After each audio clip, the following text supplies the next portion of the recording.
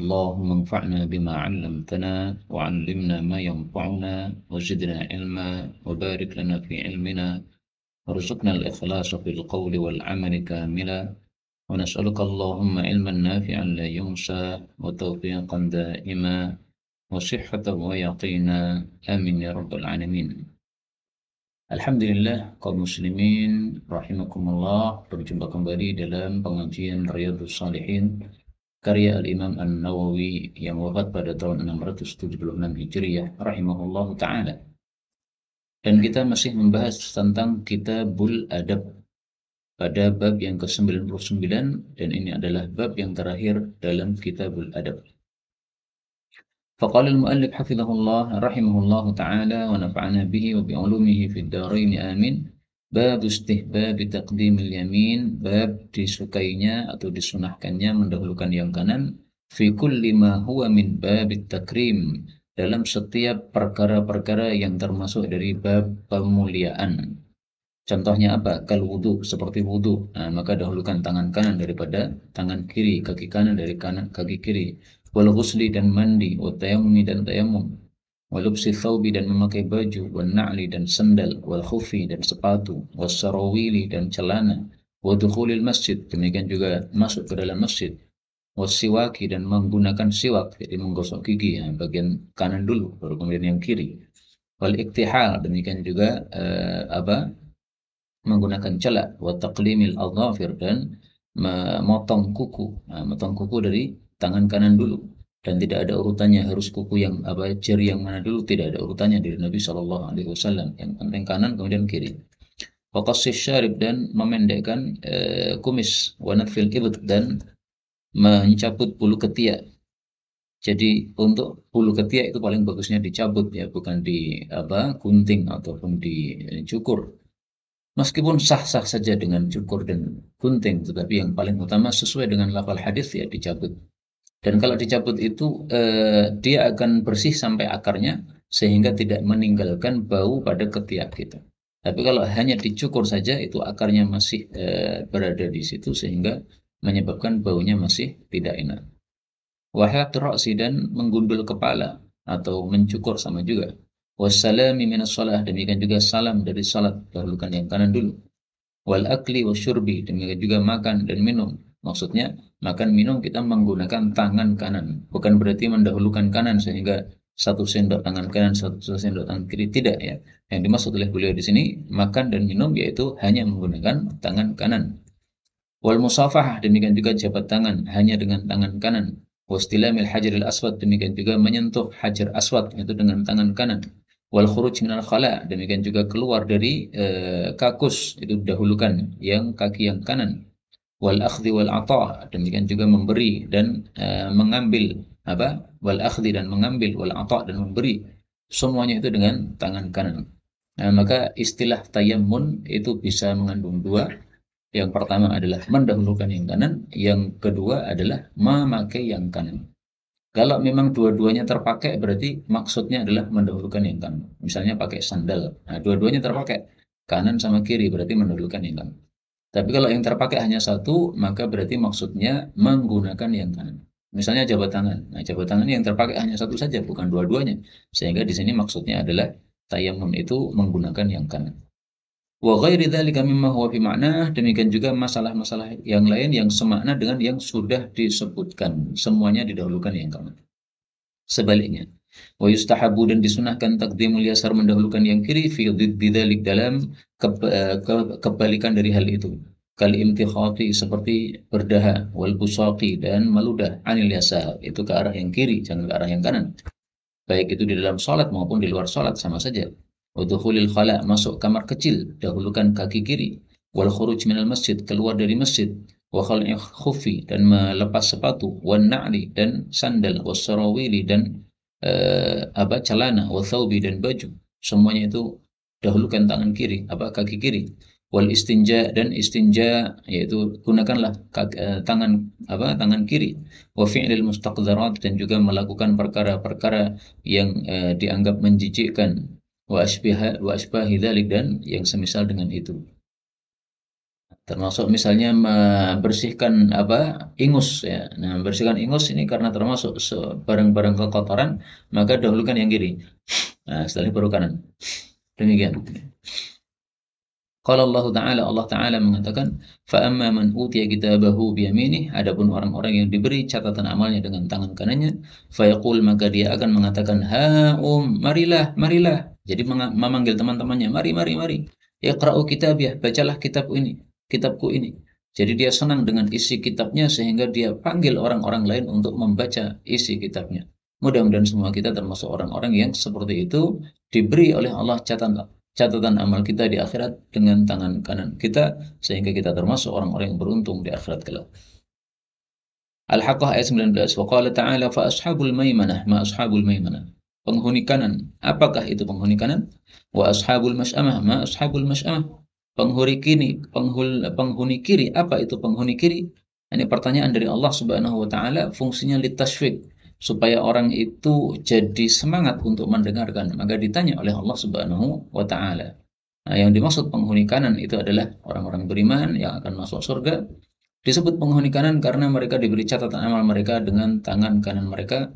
Demikian juga disebut penghuni kanan karena mereka berada di samping kanan dari singgasananya Allah Subhanahu wa taala, atau dengan sebab-sebab yang lain dari sebab-sebab yang sudah ditakdirkan oleh Allah Subhanahu wa taala. Kita lanjutkan hadis yang ke-721. Faqala al-muallif rahimahullahu ta'ala wa nafa'ana bihi wa bi ulumihi fid dharain amin. Wa an Aisyah radhiyallahu anha qalat kana Rasulullah sallallahu alaihi wasallam yu'jibuhu tayammun, menyenangkan beliau mendahulukan yang kanan atau menggunakan yang kanan tadi, fi sya'ni kullihi, dalam seluruh urusan beliau. Seluruh urusan ini apa maksudnya? Dijelaskan oleh Aisyah. Fituhurihi, dalam bersucinya. Bersuci itu mencakup wudhu sama mandi ya. Maka wudhu mendahulukan yang kanan kalau memang ada kanan dan kirinya. Kalau tidak ada kanan kirinya ya berarti tidak dilakukan tayammum ini. Demikian juga dalam masalah mandi. Mandi ada kepala kanan, ada kepala kiri. Nah, beliau menciduk satu tangan, cakupan tangan ini untuk mengambil air, maka dicurahkan pada bagian kanan kepala, kemudian ambil lagi, curahkan pada bagian kiri kepala, kemudian ambil lagi, curahkan pada bagian tengah kepala. Itu adalah cara mandi junub, mandi besar yang dilakukan oleh Rasulullah SAW. Wa tarajjulih, demikian juga dalam bersisir, dahulukan yang kanan. Nah, kalau bersisir didahulukan yang kanan, maka mencukur pun juga begitu ya, dahulukan yang kanan. Karena itu kalau Anda cukur, di tempat cukur, itu perhatikan tukang cukurnya apakah mendahulukan kanan atau tidak. Kalau dia mendahulukan kanan, alhamdulillah. Kalau dia tidak mendahulukan yang kanan, maka kita ingatkan ya. Kanan dulu Mas, sunnahnya Nabi mencukur rambut bagian kanan dulu. Jangan kita biarkan orang yang tidak paham, selalu tidak paham terus sampai mati. Jangan dibiarkan seperti itu, tapi biasakanlah bahwa kita yang mengetahui ilmu, mengajarkan ilmu kepada orang yang belum mengetahuinya. Insya Allah pahala akan mengalir kepada Anda setiap si tukang cukur yang belum paham ini, setelah itu kemudian mendahulukan yang kanan karena mengikuti sunnah baginda Rasulullah Shallallahu Alaihi Wasallam. Wa tana'ulih, demikian juga bersandar, dahulukan yang kanan. Hadis muttafaqun alaih. Hadis ini menunjukkan bahwa dalam perkara-perkara yang termasuk takrim tadi, yaitu memuliakan, maka ini didahulukan yang kanan. Bersuci ini termasuk memuliakan, yaitu memuliakan anggota tubuh kita dengan kita sirami air wudhu. Nah, ini termasuk memuliakan, maka dahulukan yang kanan. Menyisiri rambut ini juga memuliakan. Ya, rambut ini pemberian Allah, kita disuruh memuliakan. Memuliakannya bagaimana? Ya dirapikan, sisiri, dikasih minyak rambut apabila memerlukan minyak rambut, ditutupi dengan peci. Itu semuanya bab-bab pemuliaan. Nah, bab pemuliaan itu disunahkan untuk mendahulukan yang kanan.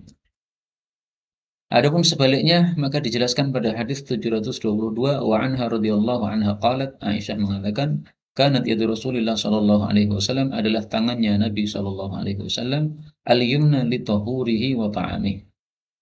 Tangan kanannya itu untuk tahurnya, air wudhu beliau, wa ta'amih, dan untuk makanan beliau. Nah, jadi ketika mencawuk air dengan telapak tangan pada ember wudhu, itu bukan dengan tangan kiri, tapi dengan tangan kanan. Nah, setelah mengambil satu cawuk, baru diberikan ke tangan kiri, kemudian diusapkan atau dibasuhkan pada wajah. Boleh juga dua telapak tangan kita ambil ya, tapi yang dilakukan oleh Nabi itu ambil satu telapak tangan, kemudian digabungkan pada telapak yang kiri, baru kemudian dibasuhkan. Nah itu makna dari ini, litahurihi, ya, untuk air wudhunya. Aisyah mengatakan wa kanatil yusra, adapun tangan kiri li khalaihi, untuk buang hajat beliau, wa maka min adza, dan apapun yang termasuk dari kotoran-kotoran. Kotoran ingus tadi misalnya ya, maka membersihkan ingus dengan tangan kiri, bukan dengan tangan kiri, tangan kanan gini ya. Kalau dengan tangan kanan gini, nanti kotorannya akan menempel pada tangan kanan kita, sementara tangan kanan kita akan jabat tangan dengan orang. Nah, ini akan memudarati orang lain. Sementara Rasulullah mengatakan la darar wa la dirar, tidak boleh memudarati, tidak boleh saling memudarati. Termasuk juga membersihkan misalnya kotoran di kepala ya. Ada ketombe misalnya. Nah, pakai dengan tangan kiri begini. Bersihkan pada yang ketombe yang sudah menempel pada kuku tersebut. Misalnya begitu ya. Nah, ketika keramas juga misalnya. Nah, keramas membersihkan ketombe yang ada pada kepala kita ini. Nah, bukan dengan tangan kanan gini ya, tapi dengan tangan kiri. Ya. Karena perkara-perkara yang kotor didahulukan, digunakan tangan yang kiri supaya tangan kanan kita tetap dimuliakan. Hadis ini sahih, diriwayatkan oleh Abu Dawud dan lain-lain dengan sanad yang sahih. Hadis yang ketiga atau hadis 723. Wa an Ummi Athiyyah radhiyallahu anha. Ummi Athiyyah ini sahabat Nabi yang terkenal sebagai pembasuh atau pemandi para jenazah wanita. Anna Nabiya sallallahu alaihi wasallam qala lahunna. Nabi bersabda kepada para wanita fi ghusli ibnatihi Zainab, ketika memandikan putri beliau yang bernama Zainab. Ya, putri Nabi ada empat ya, ada Zainab, Fatimah, Ummu Kulthum, Ruqayyah. Nah, Zainab ini ketika mati dimandikan jenazahnya oleh para wanita. Ini menunjukkan apa? Bahwasanya jenazah wanita yang memandikan adalah juga wanita.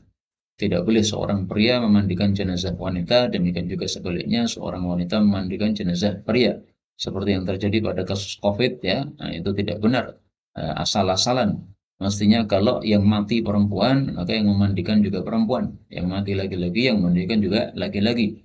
Ini harap para nakes, para tenaga kesehatan paham masalah ini. Jadi jangan hanya sekedar cari duit saja ketika bekerja sebagai nakes itu, tapi juga carilah ridha Allah Subhanahu wa taala dalam pekerjaan Anda. Rasul Shallallahu alaihi wasallam bersabda, "Ibda'na, mulailah bima yaminiha, dengan anggota kanan dari Zainab, wa mawadhi'il wudu' minha, dan juga tempat-tempat wudunya." Artinya anggota-anggota tubuh yang biasa disentuh oleh air wudu. Hadis muttafaqun alaih. Nah, hadis ini menunjukkan bahwa memandikan jenazah pun didahulukan yang kanan. Nah, kalau untuk jenazah seperti itu, maka untuk orang hidup pun juga sama saja ya. Makanya ketika mandi junub itu Nabi dahulukan kepala kanan, kemudian baru kepala kiri. Nah, untuk jenazah sama juga, dahulukan yang kanan, baru kemudian yang kiri. Karena ini termasuk bab-bab ikram, takrim, yang memuliakan dari anggota tubuh kita. Didahulukan anggota wudhu, artinya diwudhukan dulu. Jadi prakteknya memandikan jenazah itu pertama diwudhukan. Ya. Setelah dibersihkan apa, kotoran-kotorannya pada tubuhnya, nah baru kemudian diwudhukan. Setelah diwudhukan, baru kemudian dimandikan. Nah berarti kita mendahulukan apa, anggota-anggota wudhu terlebih dahulu sebelum memandikan tersebut.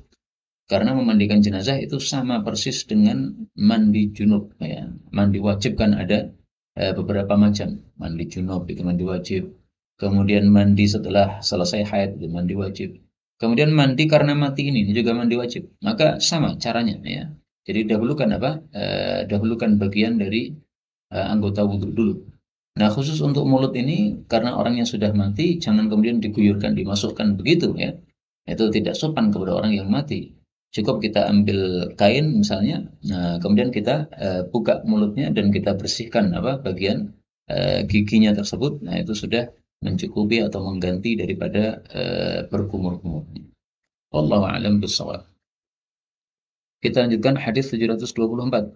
Wa Nabi Hurairah radhiyallahu anhu anna Rasulullah sallallahu alaihi wasallam qala, "Idzan ta'ala ahadukum, apabila bersandal salah satu kalian, falyabda' bil yumna, hendaklah memulai dengan dengan kaki yang kanan. Wa idza naza', kalau dia lepas sandalnya, falyabda' bishimal, hendaklah dia memulai yang kiri." Litakunil yumna, hendaklah yang kanan, awwalahuma tun'an, yang pertama kali dikasih sandal, wa akhirahuma tunza, dan yang terakhir untuk dilepas sandalnya. Hadis ini muttafaqun alaih. Nah, hadis ini menguatkan apa yang disampaikan oleh Imam Nawawi, bahwasanya bab-bab takrim atau pemuliaan didahulukan yang kanan. Sementara sebaliknya bab-bab ihanah, bab-bab yang menghinakan atau kebalikan dari memuliakan, itu didahulukan yang kiri. Memakai sandal berarti ini memuliakan kaki kita. Nah, maka dahulukan yang kanan. Melepas sandal itu berarti menghinakan kaki kita, tidak pakai perhiasan lagi, yaitu tidak pakai sandal lagi. Nah, berarti dahulukan yang kiri. Baju juga begitu ya. Kita pakai baju itu berarti menghiasi tubuh kita. Yang asalnya jelek karena terlihat auratnya, ditutupi dengan baju jadi cakep. Nah, maka dahulukan yang kanan dulu. Tapi kalau melepas sebaliknya, ya dahulukan yang kiri dulu baru kemudian yang kanan. Demikian fikih dari Imam Nawawi rahimahullah terhadap hadis-hadis yang kita baca ini. Maka di sini meskipun Nabi hanya mengatakan inta'al yang artinya bersandal, tapi fikihnya Imam Nawawi adalah ini berlaku untuk segala macam takrim, pemuliaan. Baik itu bersandal, baik itu pakai baju maupun yang lain-lainnya. Nah, maka semuanya dahulukan yang kanan. Hadis 725 wa an Hafsah radhiyallahu anha. Hafsah ini istri Nabi sallallahu alaihi wasallam, dia putrinya Sayyidina Umar radhiyallahu anhu. Anna Rasulullah sallallahu alaihi wasallam adalah kebiasaan Nabi kana yaj'alu yaminahu, menjadikan tangan kanannya li ta'amihi, untuk makanan beliau, wa syarabihi, dan minuman beliau, wa thiyabihi, dan baju beliau. Yang dimaksud baju beliau itu mendahulukan tangan kanan ketika memakai bajunya. Maka seperti yang sudah saya sampaikan bahwa yang dimaksud tayamun atau tayamun itu mencakup dua. Pertama, mendahulukan yang kanan. Contohnya memakai baju, ya siap. Ini memakai baju, ini tayamun, dahulukan yang kanan dulu, baru kemudian yang kiri. Makna yang kedua, tayamun itu adalah menggunakan yang kanan saja. Contohnya, ta'amihi wa syarabihi, makan dan minum. Itu beliau hanya menggunakan yang kanan. Kirinya istirahat, ya, tidak dipakai ketika makan tersebut. Tidak seperti orang-orang ya, satu untuk sendok, satu untuk garpu. Kemudian ngambil sendok, dengan sendoknya nasinya, kemudian ngambil dengan garpu lauknya. Ini. Nah, itu tidak sesuai sunat seperti itu. Hadis yang mengatakan seperti itu hadisnya dhaif, riwayat Tabarani, sehingga tidak bisa dijadikan sebagai hujjah. Garpu dipakai tangan kiri silahkan, tapi hanya untuk membantu tangan kanan saja ya. Misalnya untuk menggarpu daging yang masih besar. Nah, kita garpu kemudian kita congkel atau kita potong dengan sendok. Nah, kita makannya dengan sendok. Adapun makan dengan garpu tidak boleh apabila menggunakan tangan kiri ya. Tangan kiri tidak digunakan untuk makan sama sekali, hanya untuk membantu tangan kanannya bekerja mengambil makanan tersebut. Wa yaj'alu yasarahu, dan Nabi menjadikan tangan kiri beliau lima siwa dzalik, untuk yang selain itu, maksudnya adalah yang kebalikan daripada pemuliaan tadi. Hadis riwayat Abu Daud dan Tirmidzi dan lain-lainnya. Ini semua hadis sebenarnya maknanya sama ya, tapi ditampilkan banyak oleh Al-Imam An-Nawawi rahimahullah sengaja supaya kita yakin betul bahwasanya betul-betul apa yang sudah beliau tulis dalam bab tadi itu sesuai dengan sunnah baginda Rasulullah sallallahu alaihi wasallam.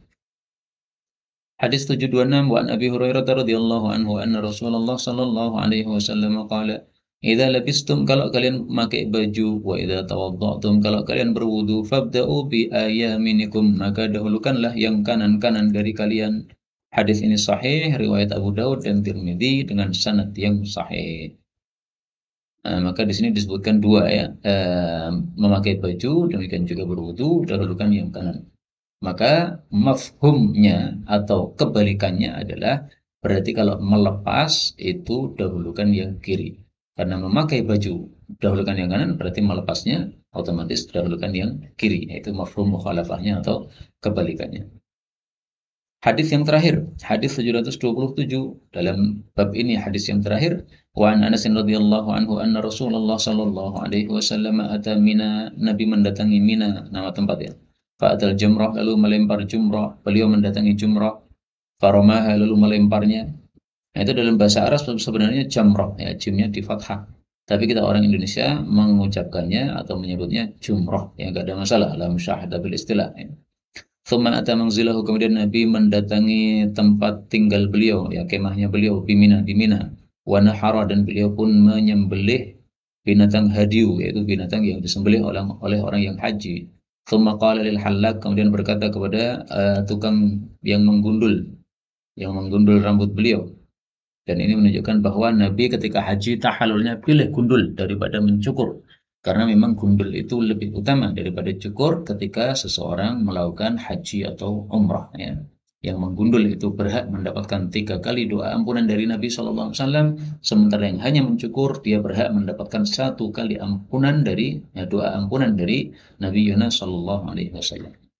Nah, Nabi mengatakan kepada tukang gundulnya, khudh, ambillah. Maksudnya cukurlah ya bagian kanan sini. Wa asyara ila janibihil aiman. Beliau menunjuk kepada tepi yang kanan. Nah, ini silahkan ini dicukur yang sini. Jadi orang yang digundul itu atau dicukur itu hendaklah mengatur orang yang menggundulnya. Nah, silahkan dimulai yang sini supaya dia tidak salah memulai. Tsummal aisar, kemudian yang kiri. Tsumma ja'ala yu'tihin nas, kemudian Nabi berbuat memberikan rambut beliau itu kepada para manusia. Hadis muttafaqun alaih. Jadi rambutnya Nabi itu boleh diambil barokah darinya, sehingga ketika Nabi cukur rambut, itu rambutnya tidak dibuang ke sampah, ya, tapi rambutnya dibagi-bagi kepada para sahabat Nabi SAW. Dan ini adalah khusus untuk baginda Rasul SAW. Adapun untuk selain Nabi, maka tidak kita temukan dalil dari ulama salaf bahwasanya hal itu disunahkan untuk dilakukan kepada selain Nabi. Maka kiai gundul rambutnya dia buang ke sampah aja, tidak untuk disimpan tabarukan, nggak benar ya. Makanya perkataan orang-orang yang mengatakan tabaruk bi athari solihin, ngambil berkah dari bekas-bekasnya orang-orang soleh, nah, itu perlu ditinjau ulang perkataan seperti itu. Kenapa? Karena tabaruk dengan bekas-bekas orang-orang soleh itu ternyata hanya dilakukan oleh para sahabat kepada Rasulullah Sallallahu Alaihi Wasallam. Rasulullah wafat, Abu Bakar jadi khalifah, tidak ada satupun yang mengambil barokah dari bekas-bekasnya Sayyidina Abu Bakar. Beliau cukur, tidak ada yang mengumpulkan rambutnya Abu Bakar. Umar juga begitu, Utsman juga begitu, Ali juga begitu. Maka orang-orang belakangan kemudian mengatakan, tabaruk ambil berkah dari bekas-bekas orang soleh. Itu gimana itu? Itu pengambilan kesimpulan yang sangat perlu untuk ditinjau ulang. Karena itu pendapat yang terpilih adalah pendapat yang disampaikan oleh Imam Syatibi, bahwasanya mengambil barokah dari bekas-bekas orang soleh itu hanya khusus diperlakukan kepada Sayyidina Baginda Rasulullah SAW. Dan itu memang sangat masuk akal ya. Kenapa khusus Nabi kok begitu? Untuk selain Nabi kok tidak begitu? Ketahuilah bahwa Nabi berbeda dengan orang lain dalam bab seperti ini. Mana ada kiai yang bau keringatnya baunya wangi, mana ada? Enggak ada ya. Semua manusia itu ya bau keringatnya kayak begitu. Meskipun dia seorang ulama besar, meskipun dia kiai. Kalaupun ada orang mengatakan itu keringatnya bau wangi, itu karena disemprot minyak wangi. Itu bekas dari minyak wanginya, bukan keringatnya sendiri. Kalau dia tidak pakai minyak wangi, ya keringatnya akan bau keringat seperti biasanya. Tapi khusus untuk Nabi SAW, Masya Allah, keringatnya sangat wangi sekali. Sehingga keringat Nabi kalau diambil, dicampurkan pada minyak wangi oleh para sahabat, itu biasanya begitu. Maka minyak wangi ini jadi semakin dahsyat wanginya. Orang punya minyak wangi ya. Nah, kemudian mengambil sebagian dari keringat Nabi, campurkan. Nah, itu tambah wanginya dahsyat. Wa fi riwayatin, dalam satu riwayat yang lain, lamma ramal jamrah, tatkala beliau sudah melempar jumrah. Ini maksudnya jamrah Aqabah atau jamrah yang terbesar ya, jamrah kubra. Ini dilakukan pada tanggal 10 Hijriyah, 10 Dzulhijjah, yaitu ketika melakukan ibadah haji. Wa nahara nusukahu, dan menyembelih sembelihan beliau, yaitu binatang hadiu. Wa halaqa, dan beliau sudah menggundul, maka nawalal halaqa, beliau berikan tukang gundul itu syiqqahul aiman, bagian sisi kanan, fahalaqahu, lalu dia menggundulnya. Nah, jadi ini pekerjaan orang haji pada tanggal 10 Dzulhijjah ya. Urutannya adalah ranhid. Ra itu ramyun, melempar jumrah. Kemudian nun itu nahrun, menyembelih. Kemudian halqun itu adalah itu halqun adalah menggundul. Kemudian tawafun itu tawaf ifadah. Nah, singkatannya ranhid. Ramyun, nahrun, halqun, tawafun. Melempar jumrah, menyembelih, kemudian menggundul, kemudian tawaf ifadah. Jangan dibolak-balik. Kalau tidak paham urutan baru boleh bolak-balik. Tapi bagi kita yang mempelajari ilmu agama begini, jangan tidak urut karena sudah diajarkan bagaimana urutannya ya. Jadi lakukan seperti yang dilakukan oleh Nabi, yaitu urut seperti itu. Fahalaqah, maka dia menggundul Nabi. Thumma da'a Abu Talhah al-Ansari. Maka Nabi memanggil Abu Talhah al-Ansari. Ini bapaknya Anas bin Malik, bapak angkat ya, radhiyallahu anhu. Fa'atahu iya, lalu Nabi memberikan kepada Abu Talha. Thumma nawalahu syiqqal aisar, kemudian beliau memberikan kepada tukang gundul tadi sisi beliau yang kiri sini. Faqala, lalu beliau mengatakan, ihlik nih, silakan gundul nih. Fahalaqahu, lalu Nabi, kalau dia menggundul Nabi, fa'atahu Abu Talha, lalu Nabi memberikan rambut itu kepada Abu Talha. Faqala, lalu beliau mengatakan, iksimhu bainan nas, kamu bagi-bagi rambut ini di antara para manusia. Jadi kesimpulannya, bagian kanan rambut Nabi Shallallahu Alaihi Wasallam dan bagian kiri rambut Nabi Shallallahu Alaihi Wasallam ini dibagi dua ya. Yang satunya untuk dibagi kepada para manusia, yang satunya lagi untuk diberikan kepada Ummu Sulaim, istrinya Abu Talhah, sebagaimana disebutkan dalam riwayat yang lain. Nah, maka rambut Nabi pun disimpan oleh Ummu Sulaim, istrinya Abu Talhah radhiyallahu anhu. Sementara rambut yang lainnya dibagi-bagi oleh para sahabat untuk mereka. Nah, perlu digarisbawahi bahwa museum-museum yang ada sekarang menyebutkan ini rambut Nabi, ini baju Nabi, ini sandal Nabi, ini mut Nabi. Itu semuanya tidak ada sanadnya yang jelas. Sehingga tidak bisa diyakini sebagai betul-betul rambut Nabi, baju Nabi, dan sebagainya. Orang gampang aja ya, buat baju dibuat sebesar mungkin, ya seperti baju orang-orang zaman dahulu kala. Kemudian dijahit ala kadar, setelah itu ditulisi baju Nabi. Bisa aja kan? Ya. Saya buat replika sandal Nabi SAW. Sudah saya buat, bisa ternyata. Nah, maka bisa aja saya membuat replika sandal Nabi, kemudian saya tulisi, ya, ini sandal Nabi. Nah, kemudian saya buat museum, bisa aja, tapi kan bohong seperti itu. Nah, maka ketahuilah bahwa museum-museum yang ada sekarang, mereka menampilkan pedang Nabi dan sebagainya, itu kata guru kami tidak ada sanadnya yang jelas yang menunjukkan hal tersebut. Sehingga tidak bisa diyakini sebagai betul-betul peninggalan Rasulullah Sallallahu Alaihi Wasallam. Kalau hanya replika saja mungkin, ya. Tapi kalau betul-betul itu yang ditinggalkan Nabi, nah itu fihi nazar, itu perlu ditinjau ulang. Inilah kaum muslimin rahimani wa rahimakumullah, pengajian kali ini yang dapat kita sampaikan. Kesimpulannya adalah dalam masalah kita bermuamalah pada tubuh kita ini, baik itu menggundul dan lain-lainnya, maka ketika itu termasuk bab-bab takrim, pemuliaan, dahulukan yang kanan atau gunakan yang kanan. Tapi jika sebaliknya, maka dahulukan yang kiri atau pakailah yang kiri. Inilah yang dapat disampaikan benarnya dari Allah Ta'ala. Kalaupun ada salahnya, fa'astaghfirullahaladzim wa lakum. InsyaAllah pertemuan yang lain akan kita lanjutkan tentang adab makan, bagaimana kita makan sesuai sunnah Nabi SAW sehingga kita makan mendapatkan pahala dari Allah Subhanahu wa taala. Wallahu a'lam bishawab. Walhamdulillahirabbil alamin.